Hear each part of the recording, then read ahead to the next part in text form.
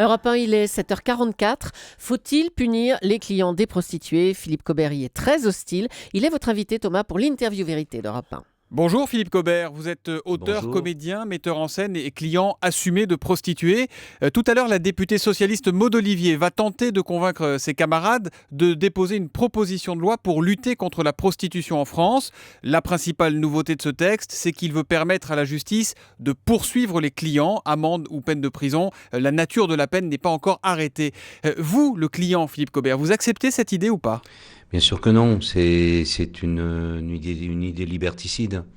C'est quelque chose que je trouve d'une tristesse infinie, c'est-à-dire que l'État, les pouvoirs publics viennent s'occuper de régenter la vie sexuelle d'une catégorie de la population. C'est comme si on allait punir les hommes qui vont se faire des fellations dans le bois de Vincennes ou le bois de Boulogne ou qui en font à d'autres.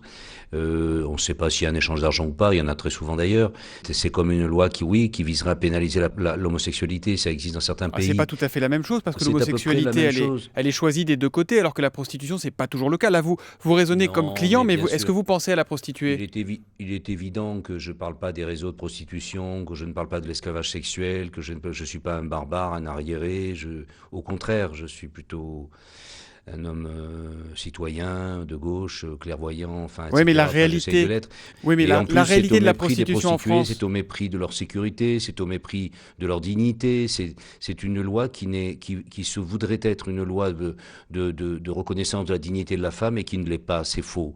C'est considérer les femmes qui ont choisi de se prostituer comme des irresponsables ou comme des victimes ou comme il y a beaucoup de femmes qui ont fait ce choix là et il est respectable et d'hommes aussi. Philippe Cobert. Et on ne parle pas évidemment des réseaux où la prostitution mais la réalité de la prostitution en France, c'est que 80% des prostituées, 8 sur 10, sont dans des réseaux, elles seraient d'origine étrangère, oui. Elles ont ce qu'on appelle des MAC, elles ont des proxénètes. Là, prostitution, ça rime avec esclavagisme. Vous savez, les chiffres sur la prostitution sont tellement fantaisistes et tellement démagogiques et tellement faux que je ne répondrai pas là-dessus. Je ne vais pas vous répondre à d'autres chiffres, je ne les connais pas. Mais ce que je sais, c'est que les chiffres sont complètement manipulés. Admettons que ça soit 60, 50 ou 40, peu importe. Que c'est complètement absurde de prétendre ça et ridicule et un peu scandaleux parce que c'est faux, c'est archi faux. Voilà, maintenant je ne vais pas vous faire une bataille de chiffres, je suis incapable, je sais pas. C'est pas l'idée, Monsieur Cobert, mais quand même, il y a une réalité des réseaux, il y a une réalité d'esclavagisme. Il faut bien sûr les combattre, mais ça coûte plus cher de combattre les réseaux de proxénétisme et d'esclavage sexuel que de faire une loi démagogique qui vise à caresser les lecteurs entre les jambes. Voilà, l'idée de punir les maris ou les amants qui vont tromper leur femme ou leur maîtresse avec une prostituée qu'autre chose. C'est une loi moraliste, c'est une loi puritaine. Et voyez ce que je veux dire, on n'écoute que des femmes politiques qui, elles, font leur carrière politique et qui se servent de cette histoire-là pour émerger.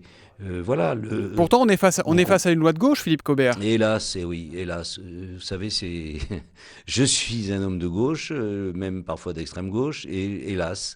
Mais parce que je serais de gauche, il faudrait que je dise pas ce que je pense. Non, Alors, vous savez, c'est un peu pénible pour moi, je vous le dis sincèrement, de revenir. Je m'étais promis de plus revenir sur le devant de la scène avec cette histoire-là, parce qu'elle m'a coûté cher en plus.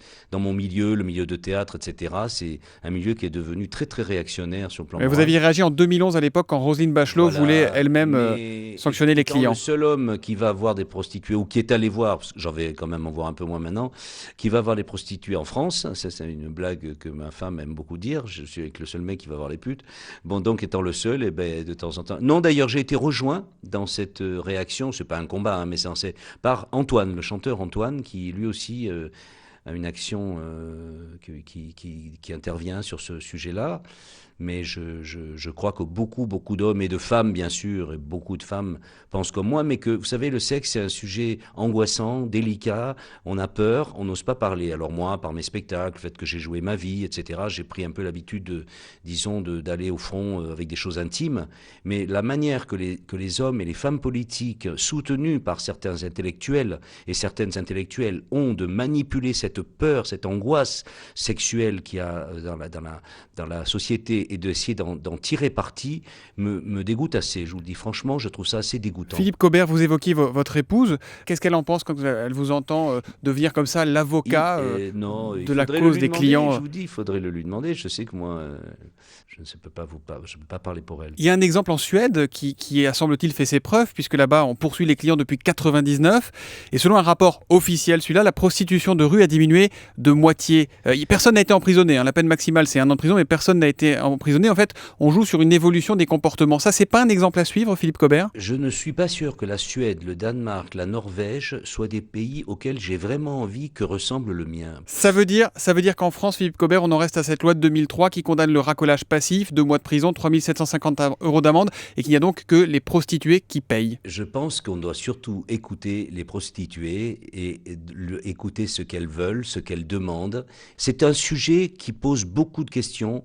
Ces questions ne sont absolument pas posées. Elles sont résumées à un moralisme de bas étage qui sert des intérêts politiques, qui surtout sert à masquer les vrais problèmes. Parce que franchement, aller mettre les policiers français, je suis marseillais en plus, vous voyez ce que je veux dire, sur une question pareille, c'est honteux. Quand on voit les problèmes qu'il y a à Marseille, par exemple, les problèmes qu'il y a dans la société de délinquance, de drogue, de délinquance économique, de l'immoralité qui règne, aller chercher des poux dans la tête de mecs qui ont envie de baiser, ça pourrait faire rire si c'était drôle, c'est pas drôle. C'est un peu sinistre à l'image de notre époque, franchement. Merci beaucoup Philippe Cobert, Merci vous êtes donc à Marseille. Merci également à Hugo Hamelin qui a permis la réalisation de cette interview. Merci et bonne journée à vous.